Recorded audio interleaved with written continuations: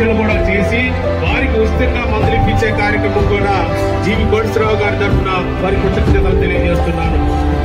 అలాగే ఒక medical camp పెట్టాలంటే సుమారు 10 నుంచి 20,000 రూపాయలు ఖర్చు అవుతుంది.